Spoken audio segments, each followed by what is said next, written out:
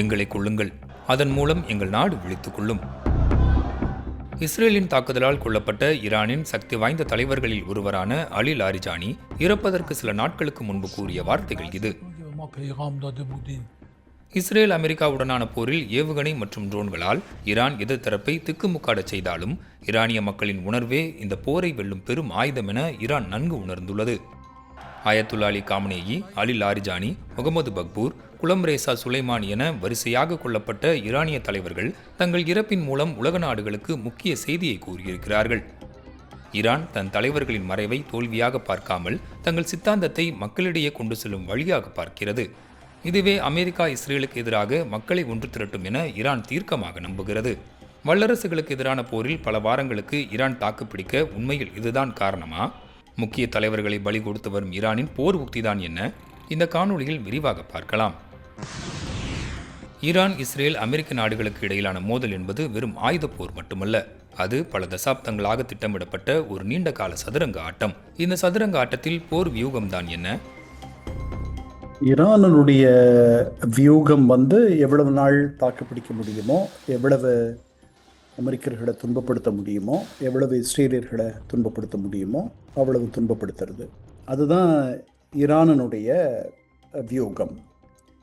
அமெரிக்காவினுடைய வியூகம் அவர்களுடைய இராணுவ தலைமையகங்கள், அலுவலகங்கள், இராணுவ தளங்கள், இதையெல்லாம் எவ்வளவு முடியுமோ தகர்க்கிறது, தரமட்டமாக்குறது.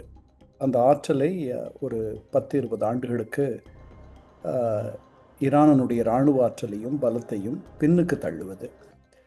இஸ்ரேலுடைய எண்ணமும் அதுதான். அதை விட ஒரு படி மேலே போய் இஸ்ரேலியர்கள் என்ன செய்கிறாங்க, ஈரானுடைய தலைவர்கள், அதாவது அவர்கள் பார்வையில் தீவிரவாதிகள், இஸ்ரேலினுடைய பரம எதிரிகள்னு நினைக்கிறவர்களை அவர்கள் கொலை செய்கிறார்கள்.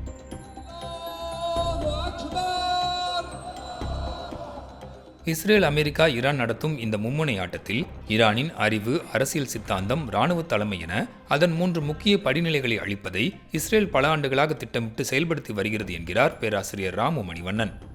இஸ்ரேலின் தொடர் ராஜதந்திரம் இதற்கு பின்புலமாக இருக்கின்ற சக்திகளை நாம் தொடர்ந்து அழித்து கொண்டே இருக்க வேண்டும். அது knowledge power of the leadership. அதோடு மட்டுமல்லாமல் அரசியல் தலைமை, சித்தாந்தம், அது இராணுவ தலைமை. அண்மையில் அலி இமாம் கமேனி அவர்களும் கூட இஸ்ரேலின் குண்டு தாக்குதலுக்கு உட்படுத்தப்பட்டுள்ளார். இஸ்லாமிய நாடுகளை வழிநடத்தும் தலைமையகமாக ஈரான் மாறிவிடக்கூடாது என்பதில் அமெரிக்காவும் மேற்கத்திய நாடுகளும் உறுதியாக இருக்கின்றன. ஈரானை எப்போதும் எதிரியாக நினைக்க அதன் பாலத்தின் ஆதரவு மற்றொரு காரணம். ஆனால் ஈரான் இதை நன்கு உணர்ந்தே இருந்தது. அதன் பொருட்டே அமெரிக்கா, இஸ்ரேல் உடனான போரில் எதிரி நாடுகளின் கணிப்புகளை உடைத்து ஈரான் புதிய வியூகத்தை வகுத்தது. ஈரான் இப்பொழுது என்ன சொல்கின்றது என்றால், அமெரிக்காவின் இராணுவ தளவாடங்கள், இராணுவ கட்டமைப்புகள் அரபிய பகுதிகளிலும் வளைகுடா பகுதிகளிலும் எந்த நாட்டில் இருந்தாலும் அது ஈரானுக்கு எதிரான ஒரு நடவடிக்கை என்பதை உணர்கின்றது. ஆதலால் அமெரிக்காவின் தாக்குதலுக்கு பதிலடி கொடுப்பதற்காக இந்த நாடுகள் அனைத்துமே இராணுவ தாக்குதல் வரம்புக்குள் உட்படுத்தப்படும் என்று சொல்லும் பொழுது இது ஒரு மிகப்பெரிய புவிசார் அரசியல் மாற்றம், தி ஸ்ட்ராட்டஜிக் ஷிஃப்ட் நடந்துவிட்டது. இந்த நடப்பில்தான் இந்த போர் அமெரிக்காவுக்கு எதிராகவும் இஸ்ரேலுக்கு எதிராகவும் இந்த போர் திரும்பிவிட்டது. இஸ்ரேல் மற்றும் அமெரிக்காவின் ஏவுகணைகள் தங்களை தாக்க காத்திருக்கிறது என்று தெரிந்தும் ஈரானிய தலைவர்கள் பதுங்கு குழிகளில் ஒழியாமல் மக்களோடு மக்களாக வீதிகளில் உலா வந்தனர். ஈரான் தலைவர்களின் இந்த அணுகுமுறைக்கு பின்னால் ஒரு நுணுக்கமான உளவியல் விளையாட்டு ஒளிந்திருக்கிறது. அந்த விளையாட்டின் ஆணிவேரை தேடிப்போனால் அது ஷியா முஸ்லிம்களின் இதயமான கர்பாலா தத்துவத்தில் போய் நிற்கிறது. இதன் மூலம் நாங்கள் வீழ்ந்தாலும் அநீதிக்கு அஞ்ச மாட்டோம் என்ற பிம்பத்தை உலக நாடுகளின் முன் நிலைநிறுத்த ஈரான் முயல்கிறதா என்ற கேள்வியும் வலுவாக எழுந்துள்ளது.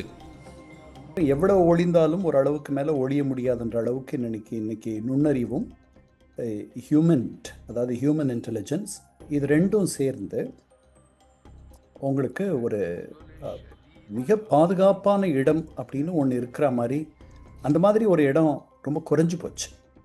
அதனால் இந்த போரை நேரடியாக இருந்து எதிர்கொள்வது தான் பெரிய அளவில் சரியாக இருக்குன்ற மாதிரி சிலர் நினச்சிருக்கலாம். அதனால் அவர்கள் வெளியில் வராங்கன்னு நினைக்கிறேன். ஆனால் இப்போ புதிதாக தேர்ந்தெடுக்கப்பட்டிருக்கிற அந்த உச்ச தலைவர், அவரை இன்னும் நம்ம பொதுவெளியில் பார்க்கல. ஈரான் தற்போது இருக்கும் நிலை தற்காப்பு போராக தெரிந்தாலும் உண்மையில் ஈரான் திட்டமிட்டே தன்னை இந்த இடத்திற்கு தள்ளியிருக்கிறது என உறுதியாக கூறுகிறார் கண்ணன். நான் நினைக்கிறேன் ஈரான் பலரை பகைத்து கொண்டு ஒரு தன்னந்தனியாக ஒரு பயணத்தை அது 79லிருந்து நடத்திட்டு இருக்கு. கருத்தியலை கருத்தியலாக பார்க்காத அதை ஒரு அளவுக்கு மேலே ஒரு பெரிய ஒரு நிலையாக எடுத்து அந்த நிலைக்கு எதிராக இருப்பவர்களெல்லாம் எதிரிகள்ன்ற மாதிரி ஒரு நிலையை எடுக்கிற எந்த நாடும் இந்த மாதிரி ஒரு பெரிய துன்பத்தை எப்போது சந்திக்க வேண்டி வரலாம். அது 2வது பாடம். 3வது பாடம், அதிபர் ட்ரம்ப் மாதிரி ஒருவர் ஒரு நிலையற்ற ஒரு எந்த முடிவை வேணாலும் எப்போ வேணாலும் எப்படி வேணாலும் எடுக்கக்கூடிய ஒரு தலைவரிடத்தில் இன்னும் ரொம்ப கவனமாக உலக நாடுகள், ஈரான் மாதிரியான நாடுகள் கவனமாக அவரோடு பழக வேண்டும். மறுபக்கம் இப்போரில் பங்கெடுக்க அமெரிக்க அதிபர் ட்ரம்பின் அழைப்பை மேற்கத்திய தலைவர்கள் நிராகரித்த நிலையில் ஈரானுடனான போரில் அமெரிக்கா தனிமைப்படுத்தப்பட்டிருக்கிறது எனவும், குறிப்பாக அமெரிக்காவுக்குள் ட்ரம்பின் செல்வாக்கு சரிய தொடங்கியிருக்கிறது என்கிறார் பேராசிரியர் ராமு மணிவண்ணன்.